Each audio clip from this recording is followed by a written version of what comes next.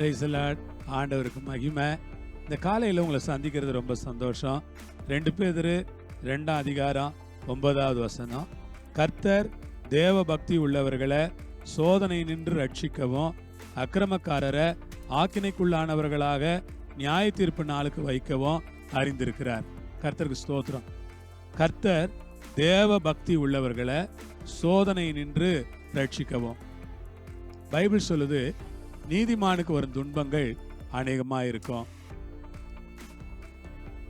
அவை எல்லாவற்றிலும் கர்த்தர் நின்று அவனை விடுவிப்பார்.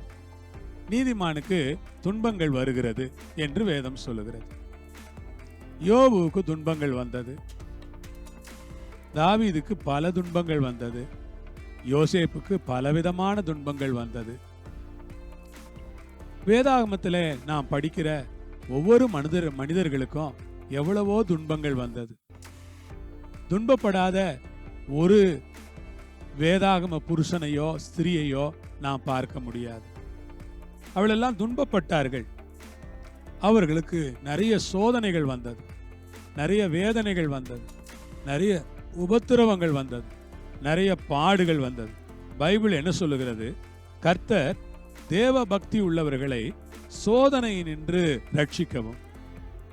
ஆண்டவருக்கு ஸ்தோத்திரம். தேவ பக்தி உள்ளவங்களை கர்த்தர் சோதனையிலிருந்து ரட்சிக்கிறார். அந்த தேவ பக்தி உள்ள யோசேப்ப எவ்வளவு பெரிய சோதனை. போத்திபார் வீட்டில் என்ன சோதனை, சகோதரங்கள்லாம் குழியில போடுறாங்க, எவ்வளவு பெரிய சோதனை. ஜெயிலில் கொண்டு போய் போடுறாங்க, எவ்வளவு பெரிய சோதனை. தேவ பக்தி உள்ளவங்களை சோதனையிலிருந்து ரட்சிக்கிற தேவன் நம்முடைய தேவன். இந்த காலையில் சொல்றேன், உங்களுக்கு சோதனை இருக்கலாம், உங்களுக்கு வேதனை இருக்கலாம், வெளியே சொல்ல முடியாத துன்பம் இருக்கலாம், மனசுல நீங்க ரொம்ப சோர்வடைஞ்சிருக்கலாம், உங்க உள்ள ரொம்ப காயப்பட்டிருக்கலாம், யாராவது உங்களை ரொம்ப கஷ்டப்படுத்தி இருக்கலாம், நீங்க ரொம்ப சோதனைய சந்திச்சுக்கிட்டு இருக்கலாம். ஆனா வேதம் என்ன சொல்லுதுன்னா, தேவ பக்தி உள்ளவர்களை சோதனையிலிருந்து ஆண்டவர் ரட்சிப்பார். விசுவாசிகளே, என் அன்பு தேவனுடைய பிள்ளைகளே, சகோதர சகோதரிகளே, தேவ பக்தி உள்ளவர்களை சோதனையிலிருந்து ரட்சிக்கக்கூடிய ஒரு தேவன் இருக்கிறார். யோபுக்கு அந்த சோதனையை பாரு.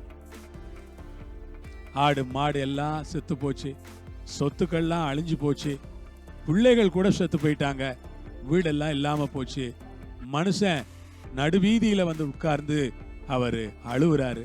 இந்த நடுவீதியில் அவர் இருக்கும்போது யோசிச்சு பாருங்க, ஒரு ஐஸ்வர்யவான், செல்வத்தில் வாழ்ந்த மனுஷன், வாழ்க்கை முழுவதும் செழிப்பா இருந்த ஒரு மனுஷன் நடுவீதியில உட்கார்ந்து அவனுக்கு வந்திருந்த வியாதி நிமித்தமாக அவன் ஓட்டை வைத்து சுரண்டி கொண்டிருந்தான்.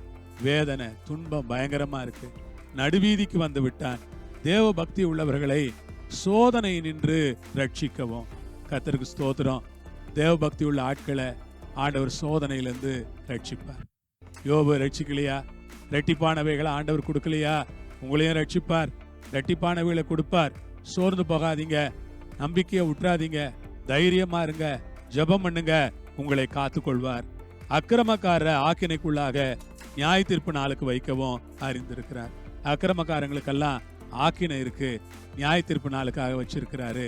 விசுவாசிகளாகிய நம்மை ரட்சிப்பார் ஆண்டவர். ஜெபிப்போம். ஆண்டவரே, இந்த நேரத்துக்காய் ஸ்தோத்திரம். விசுவாசிகளாகி எங்களை சோதனையின் ரட்சிக்க வல்லவராயிருக்கிற ஆண்டவரை நாங்கள் ஸ்தோத்திரித்து ஜெபிக்கிறோம். கரங்களை ஒப்பு கொடுக்கிறோம். இயேசுவின் மூலம் பிதாவே, ஆமென், ஆமென். கர்த்தர் உங்களோடு இருப்பார், உங்களை ஆசீர்வதிப்பார். ஆமென்.